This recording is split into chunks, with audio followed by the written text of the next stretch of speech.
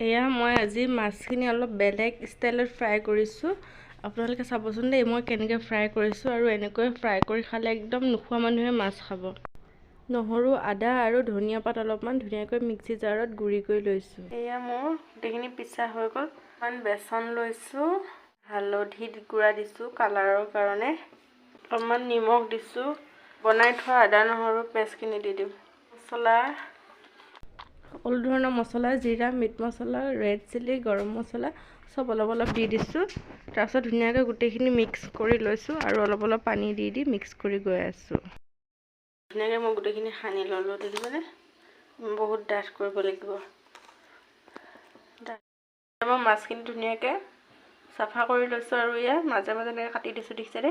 তাতে নিমখ, হালধি, মছলা গোটেইখিনি সোমাই তেতিয়াহে টেষ্টটো আহিব ন।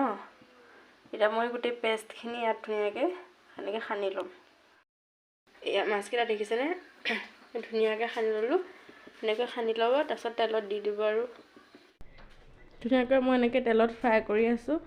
আৰু এনেকৈ ফ্ৰাই কৰি খালে ভাল লাগে মাছটো, কিন্তু সেই মাজত এনেকৈ মাছখিনি কৰ্চ দি ল'ব লাগে দেই। এতিয়া মই মাছকেইটা এনেকৈ লুটিয়াই দিলোঁ। ইটো চাইডে সিজি গৈছোঁ কাৰণে মই ধুনীয়াকৈ উল্টাই দিলোঁ। দেখিছেনে? ধুনীয়া কালাৰ আহিছে। আমি ৰেড চিলি দিছিলোঁ যে। এয়া মোৰ ফ্ৰাই মাছ ৰেডি হৈ গ'ল, আৰু আছে মই ভাজি